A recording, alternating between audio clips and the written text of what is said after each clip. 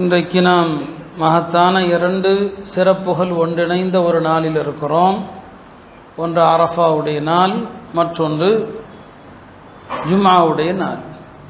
ஷாஹிதி வ மஷ்ஹூத் என்று அல்லாஹ் திருமறையிலே ஷாஹித் மீது சத்தியமாக, மஷ்ஹூத் மீது சத்தியமாக என்று சொல்கிறார்.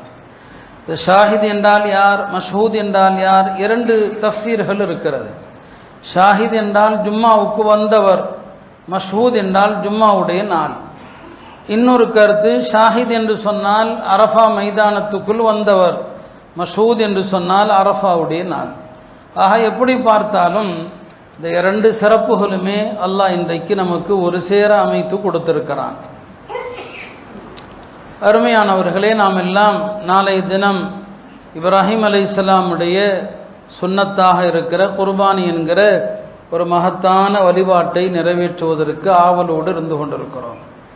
இந்த நேரத்தில் நாம் உதஹியாவுடைய தத்துவத்தை தெரிந்து கொள்ள வேண்டும். இப்ராஹிம் அலைஹிஸ்ஸலாமுடைய தன்மைகள் என்ன? அல்லாஹ் குர்ஆனில் அவர்களை எப்படி வர்ணிக்கிறான்? முஸ்லிமன். இப்ராஹிம் அலைஹிஸ்ஸலாம் தன்னை எப்போதுமே முஸ்லிம்னு சொல்லுவாங்க. வ அன மினல் முஸ்லிமீன் என்று சொல்லுவாங்க. முஸ்லிம்னா என்ன? அடிபணிதல். அல்லாஹ்வுடைய கட்டளை வந்துவிட்டால் அடிபணிதல், அடிபணிதல் தான் இஸ்லாம். இப்ராஹிம் அலைஹிஸ்ஸலாமை பொறுத்தவரை அல்லாஹ்வுடைய புறத்திலிருந்து இது கால லஹு ரப்புஹு அஸ்லிம் கால அஸ்லம்து, கட்டுப்படு என்று அல்லாஹ் சொன்னபோது அவர்கள் சொன்னார்கள் அஸ்லம்து லிரப்பில் ஆலமீன், அகிலத்தின் அதிபதிக்கு நான் கட்டுப்பட்டு விட்டேன் சொன்னான். இதை வார்த்தையாக மட்டுமே சொன்னார்களா? அல்லாஹ் எப்போதெல்லாம் எப்படியெல்லாம் சோதித்தானோ அடிபணிதலை தவிர வேறு எதுவும் அவர்களிடம் பெறப்படலை, இல்லையா? அவர்களை நெருப்பு குண்டத்தில் தூக்கி போட்டாங்க, அல்லாஹ்வுக்காக தன்னை அர்ப்பணிக்கவும் வந்தாங்க. என் உயிர் தான் இந்த மார்க்கத்திற்காக தேவை என்று சொன்னால் உயிரை கொடுக்குறேன், அதுக்காக யார்கிட்டையும் பரிந்துரைக்கு போகல. தன்னை விடுவிப்பதற்கு, தன்னை காப்பாற்றிக் கொள்வதற்கு யாருடைய உதவியை நாடுனாங்களா? இல்லை.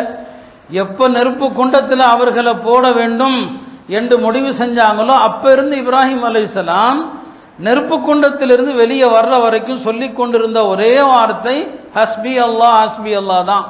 வகான அல்லாஹு ஹஸ்பியஹு, அல்லாஹ் அவருக்கு நிஜமாகவே போதுமானவனாக இருந்தான்.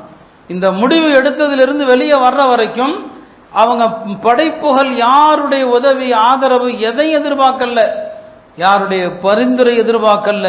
அல்லாஹ் எனக்கு போதும். அங்கே இப்ராஹிம் அலைஹிஸ்ஸலாமுடைய தியாகத்தை பார்க்கிறோம், இல்லையா? ஊர் மக்கள் அவர் அந்த நாட்டில் ஊரில் இருக்க அனுமதிக்க மறுக்கிறாங்க. ஊரை தியாகம் செய்கிறாரு. இன்னி தாஹிபுன் இலா ரப்பி சயஹ்தீன், நான் என்னுடைய ரப்பிடத்தில் போகிறேன், அவன் எனக்கு வழிகாட்டுவான்.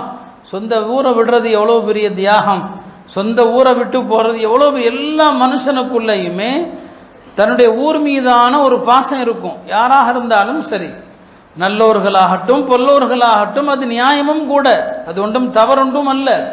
அந்த ஊரை தியாகம் செய்கிறது எவ்வளோ பெரிய விஷயம். இப்ராஹிம் அலைஹிஸ்ஸலாம் அதை தியாகம் பண்ணுறாங்க, இல்லையா? கடைசி காலத்தில், வயதான காலத்தில் ஒரு மகன் பிறக்கிறான். அந்த மகனையும் மனைவியையும் எந்த ஆள் நடமாட்டமும் இல்லாத, உணவு இல்லாத, தண்ணீர் இல்லாத அந்த பூமியில் அல்லாஹ் விட சொல்கிறான். அதுக்கும் அல்லாஹ்க்கு கட்டுப்படுறாங்க. சரி, உன்னுடைய உத்தரவு, அங்கே போய் விடுறாங்க. காரண காரியங்கள் எதுவும் சொல்லல, அல்லாஹ் சொல்கிறான், விட்டுட்டு வந்துட்டாங்க. அங்கே இப்ராஹிம் அலைஹிஸ்ஸலாம் குடும்பத்தை அர்ப்பணிக்கிறாங்க, இல்லையா? மகன் வளர்ந்து வருகிற போது, அழகான வாலிபராக வளர்ந்து நிற்கிற நேரத்தில், மகனையே அரு என்று அல்லாஹ் சொன்ன நேரத்தில் அதற்கும் அடிபணிகிறாங்க. வாழ்க்கை பூரா பார்த்தீங்கன்னு சொன்னால் அடிபணிதலை தவிர இப்ராஹிம் அலைஹிஸ்ஸலாமுக்கு வேறு எதுவுமே தெரியாது. அதனால தான் அல்லாஹ் அவர்கள் செஞ்ச ஒரு துவாவை கபூல் செஞ்சுட்டான். வஜஅல்லி லிசான சித்கின் ஃபில் ஆகிரீன், யா அல்லாஹ் பின்னோர்கள் வரை எனது புகழை நீடிக்க செய்வாயாக, இல்லையா? இப்ராஹிம் அலைஹிஸ்ஸலாமை நாம மட்டுமா புகழ்கிறோம்? கிறிஸ்தவர்கள் புகழ்றாங்க, யூதர்கள் புகழ்றாங்க. இப்ராஹிம் அலைஹிஸ்ஸலாமுடைய அடக்கத்தலத்தை கிறிஸ்தவர்களும் கண்ணியப்படுத்துகிறாங்க, யூதர்களும் கண்ணியப்படுத்துகிறாங்க, நாமும் ஜியாரத்து செய்கிறோம், இல்லையா? அப்போ எல்லாருமே அவங்கள புகழக்கூடிய அளவிற்கு உலகத்தில் வேற யாருக்கும் இத்தகைய புகழ அல்லாஹ் தராத அளவுக்கு அவங்கள அல்லாஹ் உயர்த்தி வச்சான். இந்த அர்ப்பணிப்புக்கு கிடைச்ச பரிசு தான். மறுமையிலையும் முதல்ல எல்லா மனிதர்களும் மண்ணறைகளிலிருந்து ஆடை இல்லாமல் எழுப்பப்படுவோம். முதல்ல ஆடை அணிவிக்கப்படுகிற சிறப்பு யாருக்கு? இப்ராஹிம் அலைஹிஸ்ஸலாமுக்கு. அவ்வலு மன் யுக்ஸா யௌமல் கியாமா இப்ராஹிம். இப்ராஹிம் அல்லாஹ் முதல்ல ஆடை அணிவித்து அவர்களை தான் கௌரவப்படுத்துவான் என்று நம்ம ஹதீஸ்ல பார்க்கிறோம். அருமையானவர்களே, நம்ம அத்தஹியாத்துல ஓதுகிற அந்த தரூதில் கூட கமா ஸல்லைத அலா இப்ராஹிம் கமா பாரக்த அலா இப்ராஹிம் என்று ஓதுறோம். ஏன் அப்படின்னு சொன்னா, வயதான காலத்துல அல்லாஹ் அவர்களுக்கு என்ன செய்கிறான்? குழந்தையை கொடுக்கறான். ஒரு அற்புதம். தண்ணீர் இல்லாத இடத்துல ஜம்சம்ங்கிற தண்ணீரை கொடுக்கறான். அது ஒரு அற்புதம். எல்லாமே அற்புதம். இதைத்தான் அல்லாஹ் திருமறையில சொல்வான், மலக்குமார்கள் அன்னை சாரா அவர்களிடத்துல உங்களுக்கு குழந்தை பிறக்கும் என்று சுப செய்தி சொன்ன நேரத்தில் சாரா அம்மையார் சிரித்தாங்க. இந்த வயதுல எனக்கு குழந்தையா? என் கணவரும் வயதானவர், நானும் இதுவரைக்கும் குழந்தை பேர் இல்லாதவள், எங்களுக்கு எப்படி குழந்தை பிறக்கும்? மலக்குகள் சொன்னாங்க, அத்தஅஜபீன மின் அம்ரில்லாஹ், அல்லாஹ்வுடைய ஆணையை கண்டா நீங்கள் வியப்படைகிறீர்கள். ரஹ்மத்துல்லாஹி வ பரகாத்துஹு அலைக்கும் அஹ்லல் பைத், இப்ராஹிம் அலைஹிஸ்ஸலாமுடைய குடும்பத்தாரே, அல்லாஹ்வுடைய அருளும் அல்லாஹ்வுடைய வளமும் உங்களுக்கு எப்போதும் உண்டு.